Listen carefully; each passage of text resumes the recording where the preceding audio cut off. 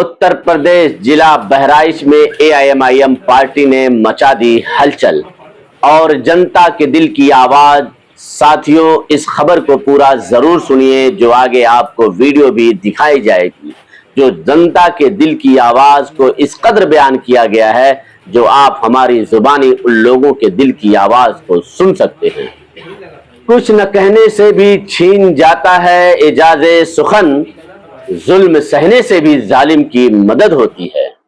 हम अपने बाप दादा की वसीयत भूल बैठे हैं, हम अपने बाप दादा की वसीयत भूल बैठे हैं, बुजुर्गों का दिया दर से मोहब्बत भूल बैठे हैं। अगर हम मुत्तहिद हो जाएं तो दुनिया को हिला डालें, मगर हम 313 की अजमत भूल बैठे हैं। साथियों, ऑल इंडिया मजलिस इत्तेहादुल मुस्लिमीन जिला बहराइच में मोहतरम जिला अध्यक्ष बागवान साहब के जरिए सदस्यता अभियान व कार्यकर्ता सम्मेलन किया गया, जो पूरे उत्तर प्रदेश में एआईएमआईएम पार्टी ने अब बिल्कुल भी रुकने का नाम नहीं ले रही है। साथियों, एआईएमआईएम के जिला सचिव हमजा खान ने सभी कार्यकर्ताओं का स्वागत फूल मालाओं से किया और जमीनी स्तर से संगठन को मजबूत करने के लिए जोर डाला। उन्होंने कहा कि विधानसभा का इलेक्शन मजबूती के साथ लड़ा जाए और इसके लिए हर संडे को हर वार्ड का दौरा होगा और पार्टी की विचारधाराओं को जन जन तक पहुंचाने का कार्य होगा।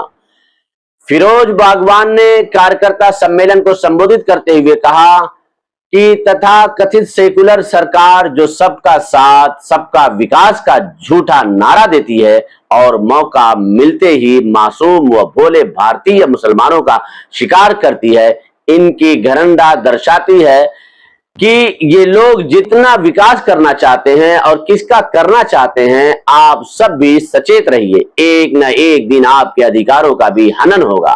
फिर उस दिन उन भारतीय की आपको याद बहुत आएगी जिनको आज आपकी बेहद जरूरत है। कहां गए वो सेकुलर करने वाले, कहां गए वो वोट के वक्त गरीबों को गले लगाने वाले, कहां गए वो लोग जो कहते हैं कि एकता का राज चलेगा, हिंदू मुस्लिम सिख ईसाई दलित बोधित भारत का हर एक नागरिक साथ चलेगा। आज देश के अंदर जो हो रहा है वो सब याद रखा जाएगा, इस जहां में नहीं तो उस जहां में हिसाब किया जाएगा। नियाज अली ने कहा कि ऐ मेरे प्यारे देशवासियों, आज आपकी जरूरत एक समाज को है। आपने वोट लेते वक्त जो वादे किए थे हमने सब लिख रखे हैं, हमने अपना वादा पूरा किया, अब आपका नंबर है। तथा कथित सरकार का तुगलकी फरमान कहिए या फिर तालिबानी फरमान कहिए, लेकिन कुछ लोगों ने ठान ली है कि चाहे सामाजिक अच्छाई से या किसी भी बुराई से अब सरकार तय करेगी कि सरकार की नजर में वो भारतीय नागरिक नहीं है, बाकी सब भारतीय नागरिक हैं। शायद स्वयं की इच्छा अनुसार रोजगार कर सकते हैं। 20% भारतीयों को अधिकारों का हनन किया जा रहा है और देश के सेकुलर लोग फिर खामोशी अख्तियार किए हुए हैं। संविधान में आर्टिकल 15 जिसके आधार पर भारत देश लोकतांत्रिक देश है, ये उसकी आंख है कि हम सर्वश्रेष्ठ है। यहाँ किसी भी व्यक्ति विशेष को किसी पर भी उपलब्धि हासिल नहीं है। संविधान कहता है कि भारतवर्ष में किसी को भी गोरा या काला, छोटा या लंबा, मोटा या पतला, गरीब या अमीर, धर्म का जाति के आधार पर नहीं जाना जाएगा। सबको समानता का अधिकार प्राप्त है। कोई भी किसी पर भी यह अधिकार नहीं रखता कि तू छोटा और मैं बड़ा, सब भारतीय हैं और एक समान हैं। ये तो कहता है कि संविधान, और हम सब अगर संविधान के आदेश का पालन करते हैं तो कोई भी किसी भी तरह से किसी को भी प्रतिबंधित नहीं कर सकता है। लेकिन हमारा दुर्भाग्य देखिए कि आज एक समाज को अछूत बनाने के लिए कितने षड्यंत्रकारी कानून लागू किए जा रहे हैं। आस्था के आधार पर, धर्म के आधार पर कुछ एक सामाजिक तत्वों ने हमारे भोले भाले मासूम देशवासियों को धर्म की आड़ में वश में कर रखा है और उनको भ्रमित किया जा रहा है कि व्यक्ति विशेष हमारे देश में रहकर हमारा खाकर हमारे ही धर्म के खिलाफ चलता है। जबकि सच्चाई यह है कि देश का कोई भी समान नागरिक ऐसी घरंडित नीति से दूर ही रहता है। लेकिन हमारे कुछ भाई जिनको एक सामाजिक तत्वों ने अपने वश में किया हुआ है और उनके अंदर नफरत का बीज बोने के अनेकों तरीके के प्रयास किए जा रहे हैं। लेकिन हम भारतीय मूल निवासी भाइयों को इस बात को समझना होगा और षड्यंत्रकारी ग्रंथित समाज का मुकाबला मिलकर करना होगा। हम सब भारतीय हैं और ये हमारे लिए गौरव की बात है कि हम हमेशा चट्टानों से टकराए हैं और टकराते रहेंगे। अंग्रेजों को भी यही गलतफहमी थी कि मुगलों को भी और आज दमनकारी सरकार को भी यही गुमान है कि कोई कुछ नहीं कर पाएगा, लेकिन शायद वो हमारे पूर्वजों को सही से जान नहीं पाए। हम गांधीवादी हैं, हम सुभाष चंद्र बोस भी हैं, हम चंद्रशेखर आजाद और वीर अब्दुल हमीद भी हैं, हम अशफाकुल्लाह खान हैं, हम वीर भगत सिंह भी हैं, हम हर वो क्रांतिकारी हैं जिन्होंने देश के लिए अपने प्राणों की आहुति खुशी खुशी दी है। आज अगर हमें कुछ तथाकथित हम समाज द्वारा सताया जा रहा है तो इसका इलाज भी धीरे धीरे हो रहा है। बैसाखी की सरकार और अगर ऐसे ही जुल्म जारी रहा तो जवाब सारे भारतीय मिलकर देंगे। इसलिए आस्था को आड़ बनाकर तुष्टीकरण की राजनीति बंद कीजिए और देश के सभी नागरिकों को समानता से देखिए। सब कुछ सबके सामने किया जा रहा है, लेकिन धर्म विशेष के अधिकारों की बात कोई नहीं करता। बाबा साहब भीमराव अंबेडकर जी ने हमें समानता का अधिकार इसलिए दिलाया था कि वो बुद्धिजीवी थे। उन्हें मालूम था कि कुछ पापी गारंटिड घटिया मानसिकता के दुष्ट प्राणी भी इस संसार में हैं और हमारे देश के भीतर भी घुसे हुए हैं। मौका मिलते ही वो पापी फिर से आएंगे और नाम भगवान का लेकर पाप खुद करेंगे।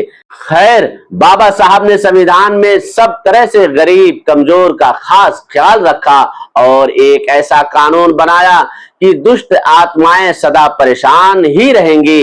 इसलिए बाबा साहब ने सभी को समानता का अधिकार दिलाया और सभी के सम्मान का विशेष ध्यान रखा गया, जो गारंटिड समाज को कतई बर्दाश्त न था और न ही मंजूर। लेकिन देश लोकतांत्रिक है, सबको अपने अपने विचार एवं अधिकार की जानकारी है, इसलिए थोड़ा मजबूर हैं। अब गारंटिड समाज का निरंतर प्रयास सिर्फ इसी मुहिम को लेकर चल रहा है कि गरीब को गरीब और खुद को अमीर कैसे बनाया जाए। कमजोर को प्रदंडित करने के लिए भोले भाले समाज को आकर्षित करके अपने वश में करना है और फिर अपना मिशन गरंडा फैलाकर राज करना। लोगों को आपस में लड़वाकर अपने चूल्हे जलाना सारा का सारा नुकसान होने का कारण उन पर थोप देना है, क्योंकि इस दिन के लिए गारंटिड समाज ने निरंतर अथक प्रयास किए और आज वो लोग भोले भाले भारतीयों को आस्था का आधार का हवाला देकर अपना मिशन भ्रम फैलाकर राज करने में कामयाबी हासिल करना चाहते हैं, लेकिन ऐसा होगा नहीं। भारतीय जनता है, सब कुछ खुली आंख से देख रहा है और परिस्थिति को समझ रहा है। देश के नागरिकों को मालूम है कि इस बीमारी का क्या इलाज है। इलाज धीरे धीरे चालू हो चुका है, बहुत जल्द इस बीमारी से छुटकारा मिलने वाला है। जैसे दिया बुझने से पहले फड़फड़ाता है, ठीक ऐसे ही आज उन गारंटिड समाज के दुष्ट पापियों के हालात और आगे इससे भी ज्यादा खराब वक्त आने वाला है। इन सामाजिक तत्वों का धन्यवाद। देशवासियों, इनके नापाक इरादों को कामयाब नहीं होने देना है। हम भाई भाई हैं और भाइयों की तरह जैसे अंग्रेजों से लड़े थे गांधीवादी नीति अनुसार, वैसे ही आज फिर से हमें गांधीवादी नीतियों से इन सामाजिक समाज को चित करना है। आज वो दिन आ गया जिसके बारे में संविधान रचिए पहले ही हमें अपने द्वारा लिखे गए संविधान के तहत समझा गए, यानी कि दुष्ट प्रवृत्ति समाज का राज आज एक विशेष समुदाय को टारगेट किया जा रहा है, कल दूसरा होगा और फिर धीरे धीरे सबका नंबर आता रहेगा। तो मेरे प्यारे देशवासियों, जागो, अभी भी वक्त है, जाग जाओ और संविधान को रक्षा के लिए मोर्चा खोल दो, अन्यथा वो दिन दूर नहीं जब बारी बारी सबकी बारी आनी है। एक बात और, जिन लोगों की आस्था को आज ठेस पहुंच रही है वो उस समय को आवश्यक ही याद कर लें जब थाली और ताली बजाई जा रही थी, जब आसमान को मोबाइल टॉर्च दिखाई जा रही थी, तब यही व्यक्ति विशेष समुदाय के लोग सेवा में लगे थे। खाना, दवाई, पानी, बिस्किट, फल, कपड़े, चप्पल और न जाने क्या क्या दान कर रहे थे। तब तो किसी की आस्था को ठेस ना पहुंची और आज कुछ गारंटिड लोग हमें समाज के नाम पर अलग कर देना चाहते हैं। आप और हम सब भाई हैं, हम सब के सब मूल निवासी हैं। हम ना तो देश छोड़ेंगे और ना ही हम इस नफरत की आग को फैलने देंगे। हम सब भाई हैं और रहेंगे, हम सब भारतीय हैं। हम सब के पूर्वज यही इस मिट्टी के लिए जिए हैं और इसी में मिल गए। हम हिंदू, मुस्लिम, सिख, ईसाई में नहीं बटेंगे। हम एक थे, एक हैं और एक ही रहेंगे। कुछ नेताओं का काम है लोगों को आपस में बांटे रखना और राजनीतिक रोटियां सेकते रहें। हम अपने देश में ऐसा बिल्कुल नहीं होने देंगे। हम भारतीय हैं और भारतीय ही बनकर मरेंगे। जय हिंद, जय संविधान। और मुसलमान सबके साथ। उसके बाद भी कोई जाति ऐसी नहीं जिसको मुसलमानों ने गले ना लगाया हो, मगर जिस दिन मुसलमान अपना हक मांगने की बात करेगा उसी दिन सब एकजुट होकर विरोध करेंगे। वो चाहे अखिलेश हो या राहुल, इनको सिर्फ और सिर्फ मुसलमानों का वोट चाहिए। और जब मसले की बात हो तो ओवैसी जी बोले, क्योंकि इनके मुंह में बीजेपी का लड्डू जो घुस जाता है। अब बात अगर खुराफात की करें तो वो भी कौम में मिलेंगे, गंदगी हर जगह मिलेगी। हम क्या करते हैं, अपने आसपास बदबू मारती गंदगी नहीं दिखती, मगर दूसरों की गंदगी तुरंत नजर आ जाती है।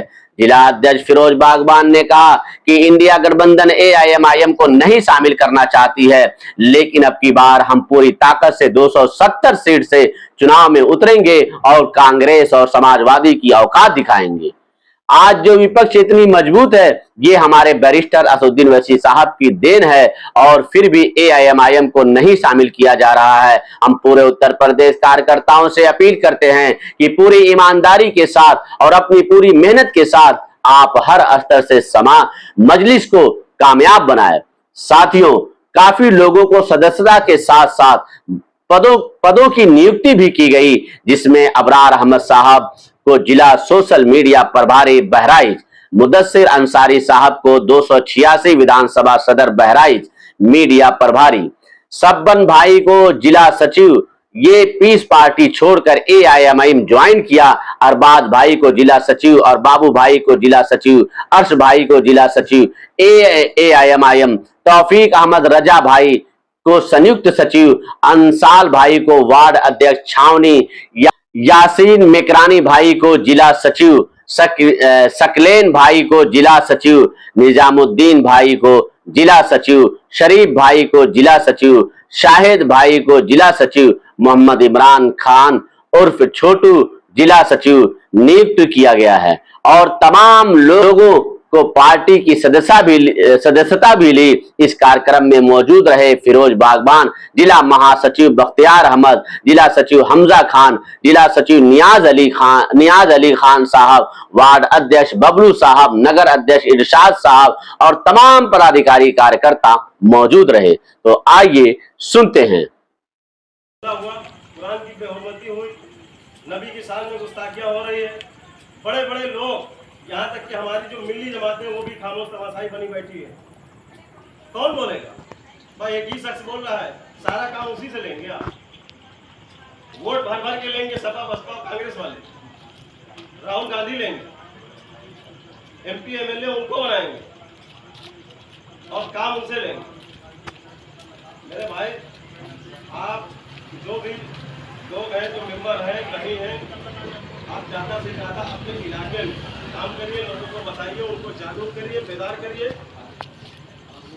ठीक है, यही आपसे कहना है, बताना है। बाकी ओवैसी साहब हर घर तक पहुंच नहीं पाएंगे, हमको आपको पहुंचना।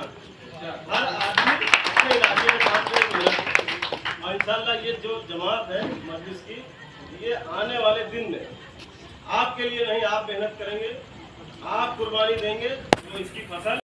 वीडियो में बस इतना ही। मिलते हैं अगली खबरों के साथ, तब तक आप अपना ख्याल रखें।